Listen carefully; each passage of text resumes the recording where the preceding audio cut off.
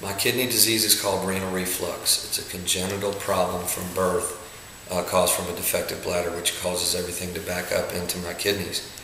I found out about it 15 years ago. I went for a routine checkup at the doctor, and my creatinine levels were off, and that's when they discovered it and diagnosed it as renal reflux.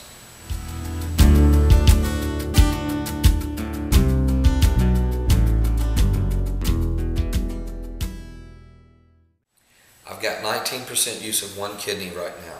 My right kidney is non-functionable. It was actually, I guess at birth, it was abnormally small. My left one, to compensate, I'm assuming, was abnormally large. But I have 19% use of one kidney right now. And when you are below 20, they will take you, as with the living donor, they will do a transplant to forego dialysis, which is what I'm trying to do. I'm trying to forego the dialysis end of this.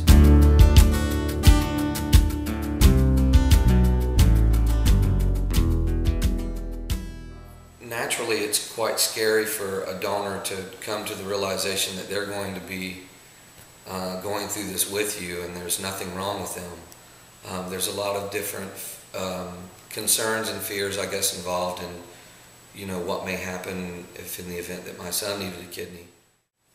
I'm overwhelmed. I don't even know what to really say to the point of somebody giving you one of their organs so you can live. That's beyond words. That's beyond anything that anyone could ever speak of.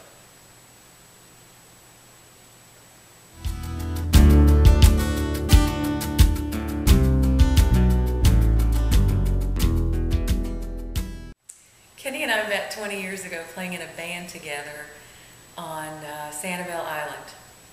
And I remember he made me laugh more than anybody else has ever made me laugh. And he's always been one of my favorite people. And we got together 8 years ago as a couple, and it's been an awesome ride. Kelly's a pillar in my life. She's there no matter what. She's taken off the sting of this whole thing. At times it gets so overwhelming that I can't even talk about it. I don't know how to deal with it. There's a humiliation factor sometimes involved when you feel like you're the poster child now for asking people for money or asking people for donations. And she's taken the sting out of that.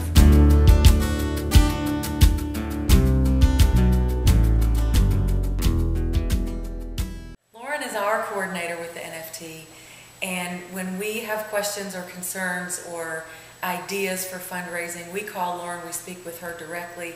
She knows who we are because she deals with us directly, and the NFT is just awesome in that way that we always have somebody to turn to. Lauren has just been fantastic. She's always upbeat and always keeps us upbeat and keeps us moving towards the goal of raising the money that we need for Kenny's kidney.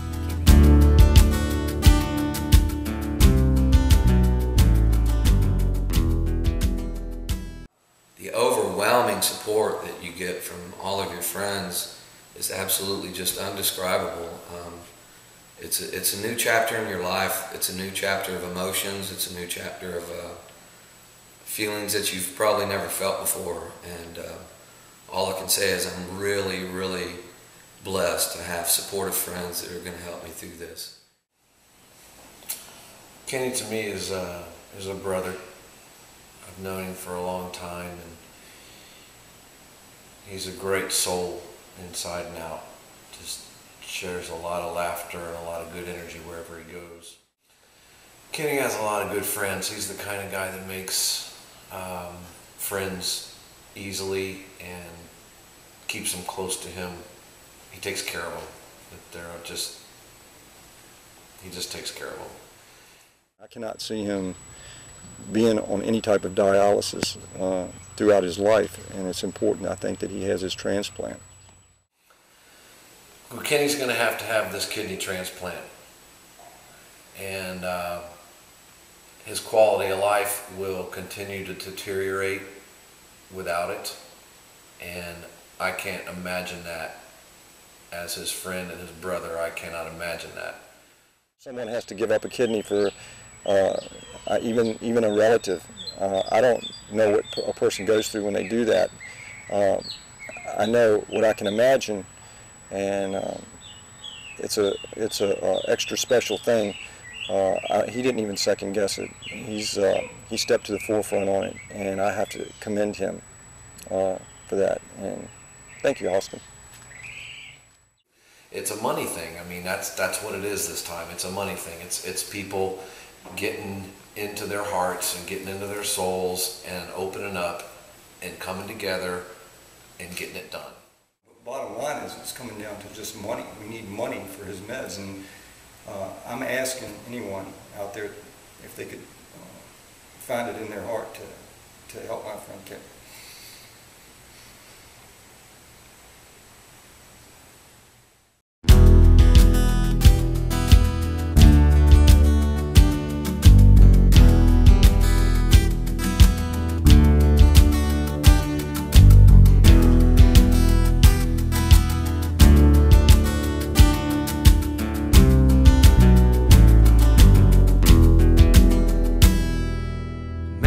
Up to go to work as he has done for years. He's got no job to go to, so he faces all his fears. It seems that all the bills to pay have gotten far behind.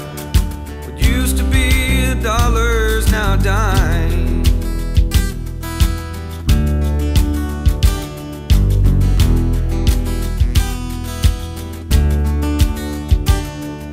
Sits down at the table, pours himself a cup of joe, fumbles through the paper for the skills and trades he knows. His wife sits down beside him and looks into his eyes. She says everything's gonna be alright. And all of life's lessons, you find out what they mean.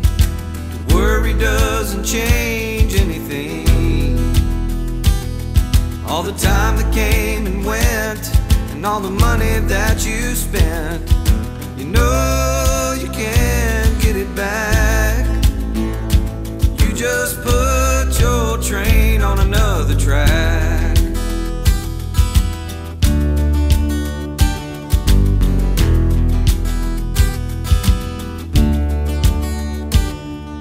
He finally gets an offer. He's gotta take what he can find. Though it's not what he's used to, he's gotta leave the past behind. He thinks about his family, he's gotta do what he must do. Ain't it funny how life can humble you?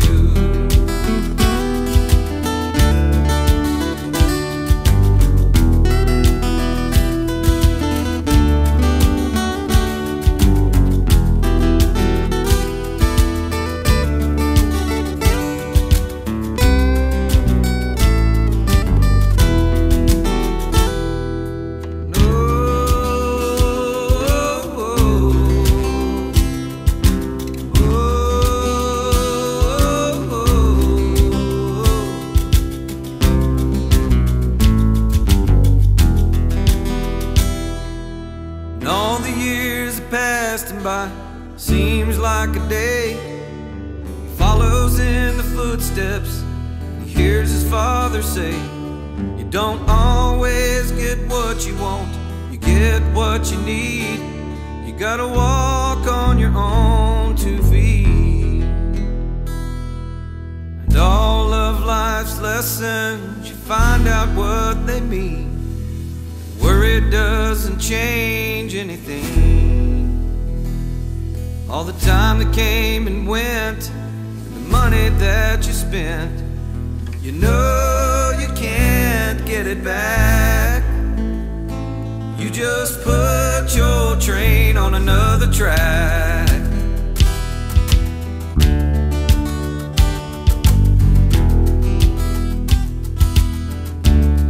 Oh, on another track.